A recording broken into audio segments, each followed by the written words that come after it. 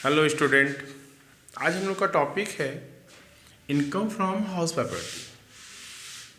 यह है आयकर अधिनियम के जो 5 हेड हैं उसमें से दूसरा सबसे मेन सोर्सेज है। आय के कितने हेड हैं? 5 हेड थे। पीछे हमने आपको डिस्कस कर चुके हैं इनकम टैक्स वाले वीडियो में। Income from salary, income from house property, income from business profession, income from capital gain, income from other sources. उसी में से दूसरा हेड हम लोग का है इनकम फ्रॉम हाउस प्रॉपर्टी। चलिए हम लोग देखते हैं कि इस हेड में कौन कौन सी इनकम इंक्लूड होती है। तो इनकम फ्रॉम हाउस प्रॉपर्टी से रिलेटेड जितने भी प्रोविज़न हैं वो सेक्शन 22 से लेकर सेक्शन 27 में किए गए हैं। चाहे वह डिडक्शन हो, चाहे वह एजम्प्टेड इनकम हो, चाहे वह डिफिनीशन हो, चाहे वह आय जो मकान से रिलेटेड तो है लेकिन वो उसको हाउस प्रॉपर्टी की इनकम हम लोग नहीं मानते हैं। वो सारी प्रोविज़न जो है सेक्शन 22 से लेके 27 में किए गए। तो ये हम लोगों का वो सेक्शन है जो regarding income from house property. चलिए अब समझते हैं कि मकान संपत्ति की आय में कौन कौन सी आय सम्मिलित होती है, कौन सी ऐसी आय है जो मकान संपत्ति की आय मानी जाती है। यदि किसी भी करदाता के पास एक या एक से अधिक मकान है, उसको वह पार्टली या फुल्ली, पूर्ण रूप से या आंशिक रूप से किराए पर उठा देता है, तो किराएदार से जो भी रकम उसे प्राप्त होती है उस प्राप्त रकम को ही मकान संपत्ति की आय कहते हैं। अर्थात इट मीन्स किराएदार से जो किराया हमको प्राप्त होगा वह किराया इनकम फ्रॉम हाउस प्रॉपर्टी की इनकम होगी। साथ में मकान से सटे हुए सारी इनकम,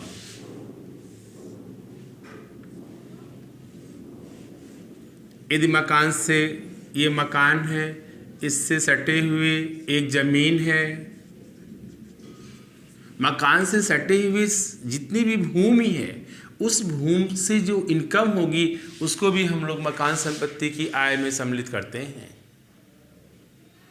उस मकान को छोड़कर जिस मकान में हम अपना व्यापार करते हैं या पेशा करते हैं उस मकान की होने वाली इनकम को हम लोग इनकम फ्रॉम बिजनेस प्रोफेशन में कंसीडर करते हैं। हाउस प्रॉपर्टी की इनकम उसको हम लोग नहीं मानते हैं। तथा मकान संपत्ति की कुछ आय ऐसी भी हैं, मकान से रिलेटेड कुछ आय ऐसी भी हैं जिसको हम लोग इनकम फ्रॉम हाउस प्रॉपर्टी में इंक्लूड नहीं करते हैं। जैसे हमारे पास कोई मकान है और उस मकान में पहले से फर्नीचर है, कोई प्लांट है, प्लांट मशीनरी उसमें इनबिल्ड है, इंस्टॉल पहले से किया गया है, तो और उसको हमने पूरा किराए पर उठा रखा है। जैसे सिनेमा हॉल हो गया, कोल्ड स्टोरेज हो गया, होटल हो गया। सिनेमा हॉल में क्या रहते हैं? प्लांट मशीनरी, प्रोजेक्टर रहते हैं, साथ में सारे चेयर लगे हुए हैं।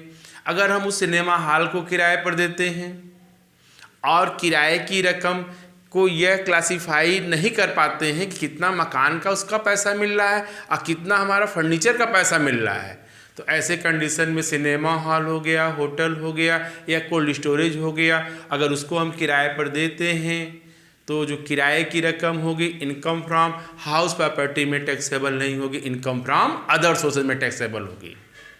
इसको ऐसे समझिए, हमारे पास एक सिनेमा हॉल था, सिनेमा हॉल को हम चलाते थे, तो जब तक हमारा सिनेमा हॉल हम चलाते थे उससे जो हमको इनकम होती थी वह इनकम फ्रॉम बिजनेस प्रोफेशन में टैक्सेबल होती थी। जब तक हमारे पास कोल्ड स्टोरेज था, जब तक हमारे पास होटल, खुद का होटल था, उसके ओनर हम थे, तब तक उस होटल की आय, उस कोल्ड स्टोरेज की आय इनकम फ्रॉम बिजनेस प्रोफेशन। लेकिन यदि हम सिनेमा हॉल नहीं चला पाते हैं, कोल्ड स्टोरेज नहीं चला पाते, अगर उसको हम किराए पर दे देते हैं तो उससे होने वाली जो आय है वो इनकम फ्रॉम अदर सोर्सेज की इनकम मानी जाएगी। लेकिन यदि हम उसी का व्यापार ही करते हैं कि बनवाते हैं, सिनेमा हॉल बनवा के किराए पर दे दिए, कोल्ड स्टोरेज बना के किराए पर दे दिए, बहुत से लोग ऐसे भी होते हैं, अगर उनका इस तरह का बिजनेस ही है बनवा बनवा किराए पर देना, तो सर वो इनकम फ्रॉम बिजनेस में टैक्सेबल हो जाएगी। तो वह मकान जो सिनेमा हॉल के रूप में है, वह मकान जिसमें फर्नीचर प्लांट मशीनरी को साथ में हम किराए पर उठा देते हैं, ऐसे मकान में जिसमें प्लांट मशीनरी फर्नीचर लगे हुए हैं जिनको अलग नहीं किया जा सकता है, किराया डिवाइड नहीं हो सकता है, ऐसे मकान की आय इनकम फ्रॉम हाउस प्रॉपर्टी में टैक्सेबल नहीं होगी, इनकम फ्रॉम अदर सोर्सेज में टैक्सेबल हो जाएगी वो। इसी तरह जो हमारे कॉमर्शियल कॉम्प्लेक्स होते हैं, कॉमर्शियल कॉम्प्लेक्स की भी आय इनकम फ्रॉम अदर सोर्सेज या बिजनेस प्रोफेशन की इनकम में सम्मिलित हो जाती है, इनकम फ्रॉम हाउस प्रॉपर्टी में टैक्सेबल नहीं होती है। ये थे हमारे प्रोविज़न की वो कौन कौन सी इनकम है जो इनकम फ्रॉम हाउस प्रॉपर्टी में टैक्सेबल होगा। मकान से रिलेटेड वह कौन कौन सी आय है जो इनकम फ्रॉम हाउस प्रॉपर्टी में टैक्सेबल होगी। साथ में वो कौन कौन सी मकान की आय है जो हाउस प्रॉपर्टी में टैक्सेबल न होकर इनकम फ्रॉम अदर सोर्सेज में टैक्सेबल हो जाती है।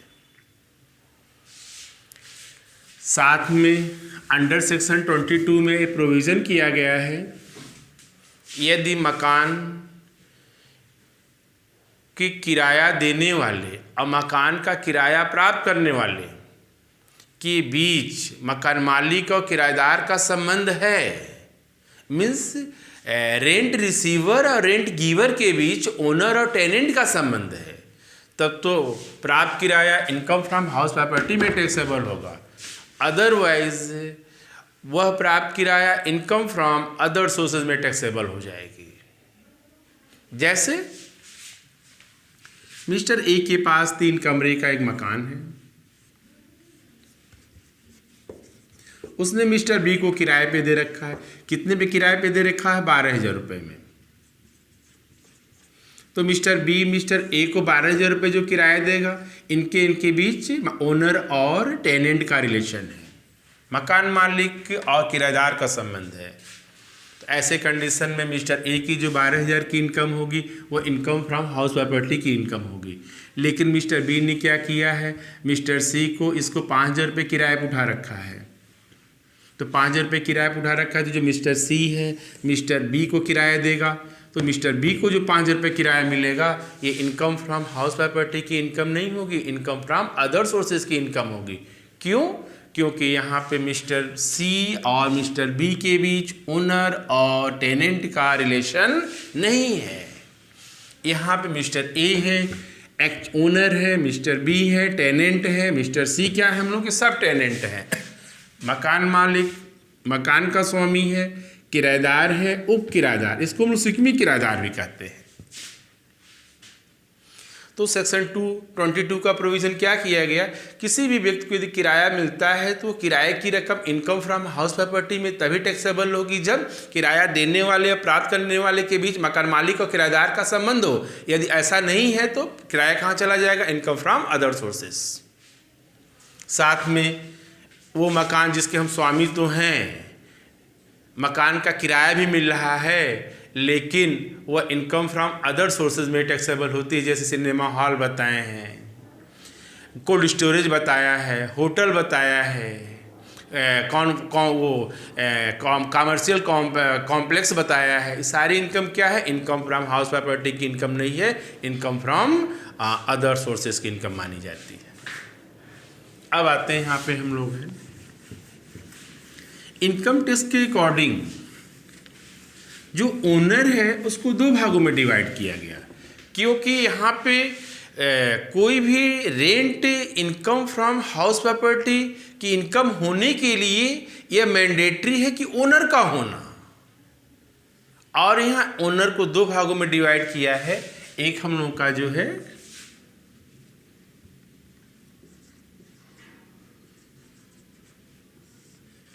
एक्चुअल ओनर, एक हम लोगों का है डीम्ड ओनर।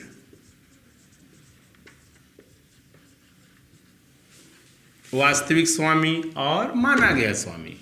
चलिए दोनों में से कोई भी अगर आप स्वामी हैं, चाहे माने गए स्वामी हो चाहे वास्तविक स्वामी है, तब पर भी यदि आपको किराया मिल रहा है तो किराए की रकम इनकम फ्रॉम हाउस प्रॉपर्टी में टैक्सेबल हो जाएगी। यदि आप स्वामी नहीं है तो इनकम फ्रॉम अदर सोर्सेज में टैक्सेबल हो जाएगी। चलिए एक्चुअल ओनर कौन है समझाया जाए। मकान जिस व्यक्ति के नाम से रजिस्टर्ड होती है या उसे एट विल के नाम से, उसे एट विल के माध्यम से, वसीयत के माध्यम से प्राप्त हुआ है, ऐसा व्यक्ति उसका एक्चुअल ओनर माना जाता है। कचहरी में जाइए, नाम खोजिए, इनके नाम से मकान मिलेगा, एक्चुअल ओनर। ये तो क्लियर हो गया। डीम्ड ओनर क्या हम लोगों का है। कुछ ऐसे भी सिचुएशन बताए गए हैं जिसमें एक व्यक्ति उसका स्वामी तो नहीं होता, उसका नाम तो नहीं रहता है कागज में, लेकिन इनकम टैक्स के सेक्शन 27 के अकॉर्डिंग, सेक्शन 27 के अकॉर्डिंग ये माना जाता है कि यही व्यक्ति इसका ओनर होगा, लेकिन डीम्ड ओनर होगा, माना गया स्वामी होगा। माना गया स्वामी का मतलब कैसे। मिस्टर ए के पास 4 मकान हैं, बड़े बड़े मकान हैं। इसका किराया आता है 3 लाख रुपए, इसका है 2 लाख रुपए, इसका किराया 1.5 लाख रुपए, इसका किराया 2,20,000 रुपए। तो टोटल कितना हो गया। 3 लाख, 2 5 लाख, 5 लाख, 1 6 लाख, 6 2 8 लाख, 8,70,000। कितना किराया हो गया। 3 2 5 1 6 2 8,70,000। मिस्टर ए की इनकम कितनी हो गई 8,70,000। इनको टैक्स देना होगा क्योंकि सर इनकी इनकम 2.5 लाख रुपए से अधिक है, ये टैक्स के दायरे में आएंगे। 2 रिज्यूम है, एक 7 लाख का भी है, तो जब टैक्सेबल इनकम पढ़ाएंगे तो पूरा डिटेल में बताएंगे कि सर 2 रिज्यूम में एक 2.5 लाख वाला भी है जो ओल्ड प्रोविज़न है, और हमारे फाइनेंस मिनिस्टर सीतारमण ने एक नया प्रोविज़न भी ला दिया है, न्यू रिज़ाइम लाया है, जिसकी 7 लाख रुपए तक इनकम होगी उसको टैक्स की छूट मिलेगी, लेकिन उस प्रोविज़न में किसी प्रकार की आपको कोई डिडक्शन नहीं मिलेगा। ये थोड़ा लंबा प्रोविज़न है, इसको अगले वीडियो में हम लोग कवर करेंगे जब कंप्यूटेशन ऑफ टैक्स लायबिलिटी आपको बताएंगे। चलिए, तो ये मान लें 2.5 लाख रुपए तक फ्री है, तब तो सर ये टैक्सेबल, इसको टैक्स देना होगा। ये क्या करता है व्यक्ति, अपने प्रॉपर्टी को किसी अपने रिलेटिव, अपने माइनर चाइल्ड या अपने लाइफ पार्टनर को ट्रांसफ़र कर देता है विदाउट कंसिडरेशन। ये मकान अपने लिए रखता है मिस्टर ए अपने लिए, ये मिस्टर बी के लिए, सी और डी के लिए कचहरी में जाके इन्होंने रजिस्टर्ड कर दिया। तो ऐसे कंडीशन में इनकम टैक्स ये कहता है कि सर आप तो विदाउट कंसिडरेशन कर रहे हैं, तो इनकम आप तो कोई टैक्स नहीं देगा, ये भी टैक्स नहीं देगा। 3 लाख है ना, कुछ छूट मिलने के बाद ये भी टैक्स फ्री हो जाएगा। 2 लाख वाला तो टैक्स देगा ही नहीं, ठीक। 2.5 लाख वाला भी नहीं देगा, 2,20,000 वाला भी नहीं देगा, तो इनकम टैक्स तो ऐसे देखते रह जाएगा। तो इनकम टैक्स ने एक ऐसा प्रोविज़न बना रखा है, ऐसे लोगों को ढूंढता है जो विदाउट कंसिडरेशन अपनी प्रॉपर्टी को अपने किसी लाइफ पार्टनर, माइनर चाइल्ड को ट्रांसफ़र किए हैं। तो ऐसे कंडीशन में मिस्टर ए मीन्स ट्रांसफरर को ही सारे मकान का ओनर तो मानेंगे, लेकिन कौन सा ओनर मानेंगे, माना गया स्वामी, डीम्ड ओनर मानेंगे। एक्चुअल ओनर तो मान ही नहीं सकते, क्योंकि सर इसने जाके बाय डीड उसने ट्रांसफ़र कर रखा है। तो एक्चुअल ओनर ये है हम लोगों का एक्चुअल माना गया स्वामी। तो अकॉर्डिंग सेक्शन 27 में कुछ ऐसे भी सिचुएशन या कंडीशन बताए गए हैं जिसमें एक व्यक्ति को माना गया स्वामी हम लोग मानते हैं। पहला पॉइंट हम लोगों का है, ध्यान से सुनिए। कोई भी व्यक्ति अपनी हाउस प्रॉपर्टी को अपने पत्नी या अपने माइनर चाइल्ड, मैरिड डॉटर को छोड़कर, मैरिड डॉटर को दिया है कोई प्रॉब्लम नहीं, उसको तब वही ओनर होगी। अपने माइनर चाइल्ड को ट्रांसफ़र करता है तो ट्रांसफरर मीन्स हस्तांतरण करने वाला व्यक्ति ही उस मकान का डीम्ड ओनर माना गया स्वामी माना जाएगा। पहला पॉइंट क्लियर। दूसरा पॉइंट है, यदि हमने मकान को लीज पर लेकर मकान बनवाया है, पट्टे पर लेकर, लोग लेते हैं 99 ईयर के लिए पट्टे पे ले लिया, और उसके बाद मकान बनवा लिया। कैसे लोग स्कूल खोलते हैं तो ज़मीन कहाँ इतना खरीदते हैं। जिसके पास अपना ज़मीन है तो ठीक है, अपना ज़मीन नहीं है तो कोई बात नहीं है, ज़मीन गांव से लोगों से पट्टे पे ले लीजिए, मीन्स किराए पे समझिए, उनको हम 5-5 किराया देते रहते हैं और उसका रिन्यूअल भी होता रहता है। अगर लीज पर लेके हम ज़मीन लीज पे लिया है, ऊपर मकान बनवा दिया है, तब तो ज़मीन तो हमारी है ही नहीं एक्चुअली, मकान तो हमारा है, तो हम मकान के कौन से ओनर होंगे, माने गए स्वामी होंगे। यदि कोई मकान विवाद झगड़े वाला है तो जिसके कस्टडी में मकान है उसको इनकम टैक्स माना गया स्वामी होगा। एक्चुअल जब मुकदमा खत्म हो जाएगा तब देखा जाएगा, पहले आज तो मान लें कौन इनकम रिसीव कर रहा है, तो जो उसके कब्जे में होगा वही किराया वसूल रहा होगा। 4 नंबर है, यदि पार्शियली कोई एग्रीमेंट हो जाता है, आंशिक अनुबंध हो जाता है, कैसे लोग बोलते हैं एग्रीमेंट करा लिया फिर कॉन्ट्रैक्ट बाद में होगा, तो यदि पार्शियली आंशिक अनुबंध हो गया है, मकान पे आपको पोजीशन मिल गया है, तो ऐसे कंडीशन में आप उसके माने गए स्वामी होंगे। 5 नंबर है, किसी भी हाउस प्रॉपर्टी से हाउस लोनिंग वाले यदि मकान किराए पर आपको हायर परचेज सिस्टम से दिलाते हैं, कैसे गोरखपुर विकास प्राधिकरण है, लॉटरी निकालता है, मकान लॉटरी में निकल गया तो हमारा भी एक मकान है लेकिन हम उसके ओनर नहीं हैं। ओनर कब होंगे, जब हम पूरे इंस्टॉलमेंट का पेमेंट कर देंगे, लेकिन उसके पहले हम कौन से ओनर माने जाएंगे, डीम्ड ओनर माने जाएंगे। तो इनकम टैक्स के सेक्शन 27 के अकॉर्डिंग कुछ ऐसे सिचुएशन बताए गए हैं जिसमें एक व्यक्ति को डीम्ड ओनर माना जाता है, माना गया स्वामी माना जाता है। चाहे कोई व्यक्ति एक्चुअल ओनर हो या डीम्ड ओनर हो, यदि उसको किराया मिल रहा है किराएदार से तो वह प्राप्त किराया इनकम फ्रॉम हाउस प्रॉपर्टी में टैक्सेबल होगा। लेकिन किसको छोड़कर, कुछ सिचुएशन आपको हमने बताया है। क्या बताया है सर, होटल है, हॉस्पिटल है, कोल्ड स्टोरेज है, कॉमर्शियल कॉम्प्लेक्स है, ऐसे मकान को जो इनकम होती है इनकम फ्रॉम अदर सोर्सेज या इनकम फ्रॉम बिजनेस में टैक्सेबल होती है। लेकिन यदि ऐसा मकान है, मकान तो किराए पे दिया है, साथ में किराएदार को सोफा, टीवी, कुर्सी, फ्रिज, एसी ये भी हम किराए पे उसको दिए हैं, तो ऐसे कंडीशन में जो मकान का किराया होगा वो इनकम फ्रॉम हाउस प्रॉपर्टी में जो टीवी, फ्रिज, कूलर, एसी का किराया होगा वो इनकम फ्रॉम अदर सोर्सेज में होगा। लेकिन यदि हमारा काम ही है कुर्सी मेज की किराए पर देना, हमारा व्यापार ही है, तो मकान का किराया income from house property, TV, fridge, cooler, AC का किराया income from business profession. Nature के अकॉर्डिंग है, ये टीवी, फ्रिज, कूलर, एसी का हम बिजनेस करते हैं तब तो सर किराए पे देने का बिजनेस करते हैं तो तब तो सर हमारा इनकम फ्रॉम बिजनेस प्रोफेशन है। लेकिन सर यदि आप कभी कभी किराए पे दिए हैं तो इनकम फ्रॉम अदर सोर्सेज। कैसे हमारे घर एक जनरेटर है, बाहर बोर्ड लगाए हैं कि यहाँ पे जनरेटर किराए पे मिलता है, तब तो sir income from business profession में टैक्सेबल होगा। लेकिन कभी कभी किराए पर दे देते हैं उसको, हम अभी खाली है, कोचिंग ऑफ है, चलो किराए पे उठा देते हैं, तो इनकम फ्रॉम अदर सोर्सेस। तो बिजनेस का नेचर अलग होता है, कंटिन्यूटी उसमें रहती है। और नॉन बिजनेस में कभी कभी अदर सोर्सेज के कंडीशन में क्या कभी कभी कोई काम करते हैं, कैसे कभी लाटरी निकल गया, इनकम फ्रॉम अदर सोर्सेज। हमेशा नहीं निकलता हम लोग की लाटरी। नाना मामा के वहाँ गए, जो हमको गिफ्ट मिला, इनकम फ्रॉम अदर सोर्सेज। शादी विवाह में जो हमको गिफ्ट मिलती है, इनकम फ्रॉम अदर सोर्सेज। हाँ, वो अलग की प्रॉब्लम है कि वो टैक्सेबल है कि नहीं है, वो अलग हम लोगों का टॉपिक है कि कौन सी इनकम टैक्सेबल होती है, कौन सी इनकम टैक्सेबल नहीं होती है। इस तरह हम लोगों का डिफिनीशन खत्म हो गया income from house property.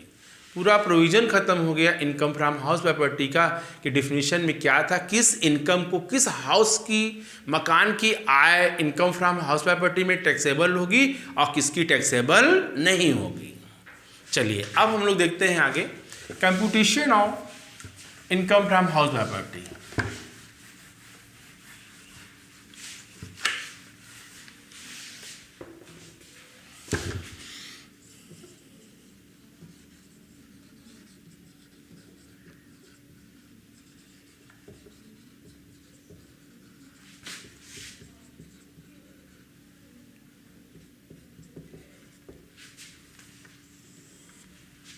For the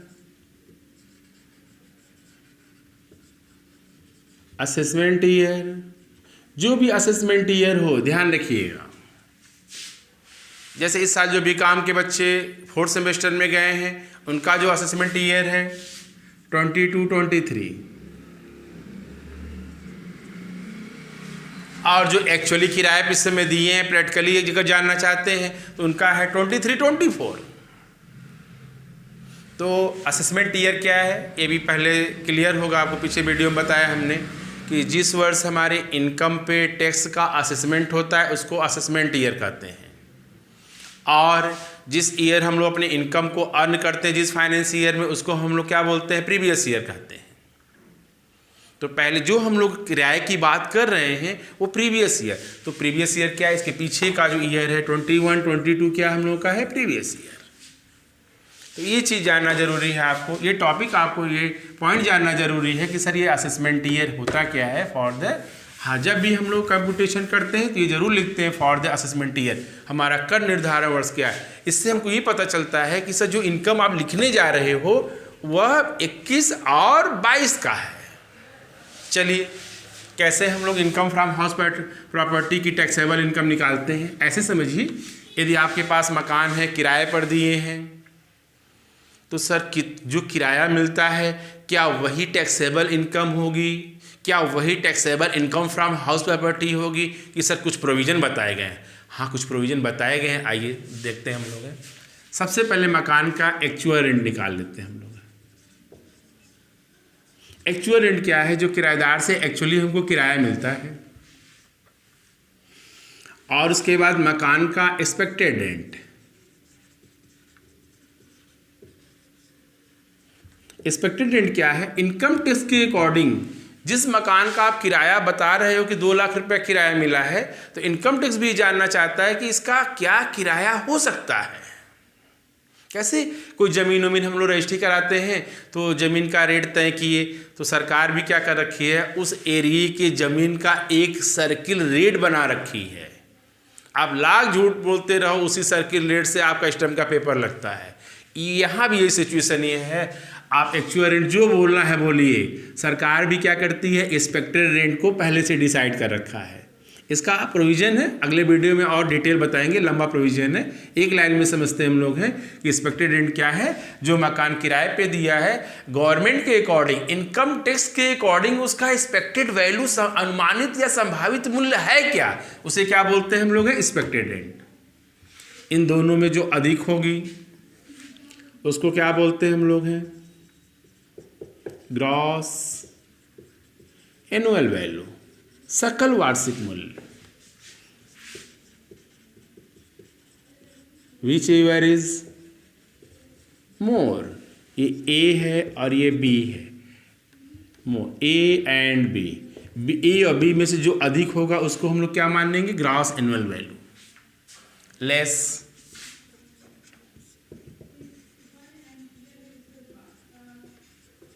municipal tax, तो म्युनिसिपल टैक्स क्या हम लोग का है, सर मकान के संबंध में केवल हम किराया ही नहीं पाते हैं, सर शहर में यदि मकान है तो नगर पालिका द्वारा अनेक प्रकार की सुविधाएं दी जाती हैं, जैसे नाली की सफाई है, रोड लाइट है, फॉगिंग है, मच्छरों को भगाने के लिए धुआं उड़ाते रहते हैं। क्या हम लोग पैसा देते हैं, क्या नहीं, नगर पालिका पहले पैसे खर्च करती है, तो उसकी रिकवरी कहाँ से करेगी, तो सर उसके लिए नगर पालिका क्या करती है, टैक्स लेती है।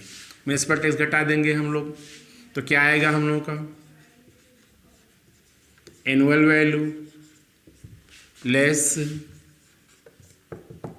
वार्षिक मूल्य। इसका भी प्रोविजन है, सेक्शन 23 में इसका प्रोविजन किया गया है। पूरा डिटेल आपको सेक्शन 21(1), 22(2), 23, 4 तमाम तरह के प्रोविजन है।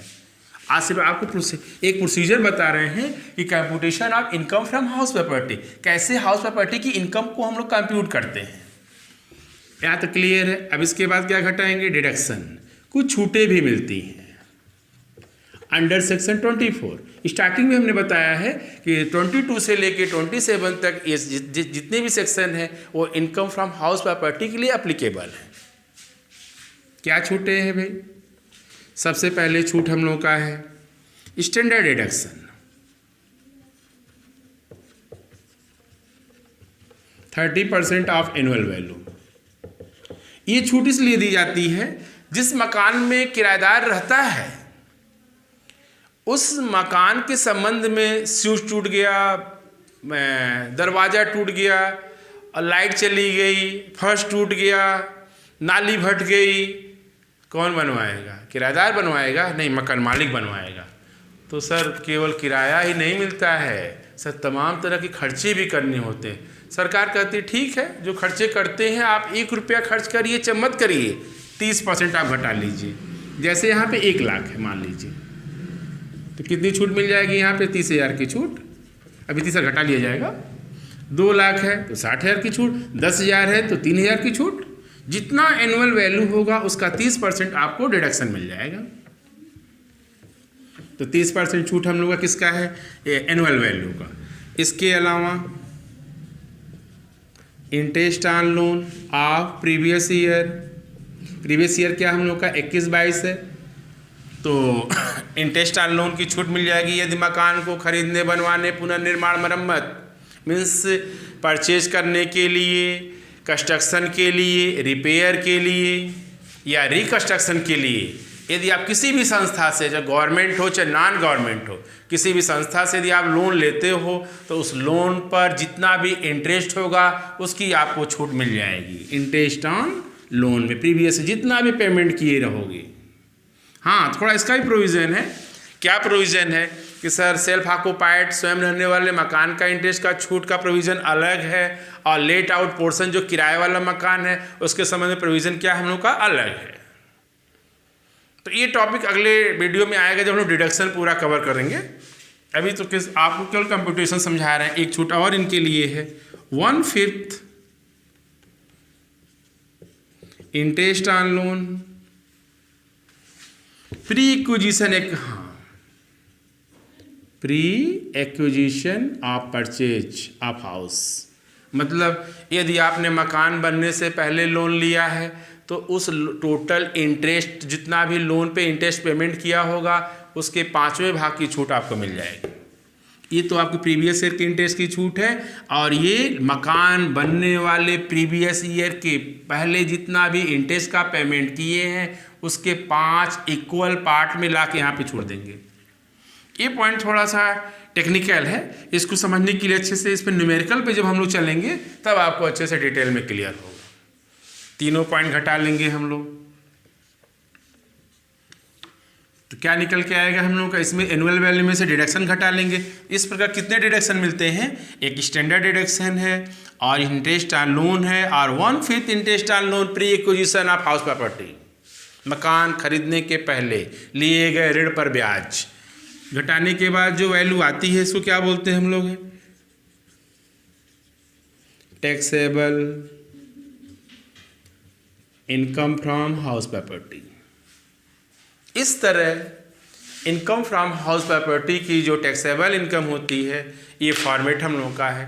5 उंगली पर है। सबसे पहले क्या निकालते हैं? Gross annual value, municipal tax घटाते हैं, एनुअल वैल्यू आता है, एनुअल वैल्यू में से डिडक्शन घटाते हैं, तो ये क्या आ जाएगा? Income from house property. ये हम लोग का पूरा प्रोफार्मा है। अब इसको डिटेल पढ़ने के लिए अब टॉपिक अलग अलग, सबसे पहले हम लोग को एनुअल वैल्यू का पूरा डिटेल पढ़ना है कि सर एनुअल वैल्यू यदि किराए वाला मकान है, पूरा मकान किराए पर उठाए हैं तब एनुअल वैल्यू क्या होगा, आधा मकान किराए पर उठाए तब एनुअल वैल्यू क्या होगा, स्वयं रहते हैं मकान में तो उसका एनुअल वैल्यू क्या होगा, मकान में अपना है खुद का बिजनेस करते हैं, प्रोफेशन करते हैं तो उसका एनुअल वैल्यू क्या होगा। तो स्वयं रहने यदि मकान में आप बिजनेस करते हो, प्रोफेशन करते हो तो पहले ही लाइन में बता चुके हैं। ऐसे मकान को हम लोग छोड़ देते हैं, ऐसे मकान को इनकम फ्रॉम हाउस प्रॉपर्टी में हम लोग कंसीडर नहीं करते। वो कंसीडर कहाँ करते उस मकान को हम लोग? सर वो इनकम फ्रॉम बिजनेस प्रोफेशन। साथ में उस मकान से सटे हुए 2-4 कमरे भी हैं जो उस बिजनेस से रिलेटेड एम्प्लॉइयों को किराए पर दिए हैं, वो भी इनकम फ्रॉम बिजनेस प्रोफेशन में जाती है। इनकम फ्रॉम हाउस प्रॉपर्टी में कंसीडर हम लोग नहीं करते हैं, इनकम फ्रॉम हाउस प्रॉपर्टी की इनकम नहीं मानी जाती है। इस तरह ये हम लोग का चैप्टर का इनकम फ्रॉम हाउस प्रॉपर्टी कैसे कंप्यूट की जाएगी, क्या इसके प्रोविजन थे, क्या इसके डेफिनेशन थे, कौन कौन से सेक्शन इसमें एप्लीकेबल थे। आज का वीडियो हम लोग का इतना कंप्लीट है। इसके अलावा अब हम लोग इस पर न्यूमेरिकल अगले टॉपिक अगले वीडियो में आएंगे। वीडियो अच्छा लगा हो इसको लाइक और सब्सक्राइब जरूर कीजिए। Thank you.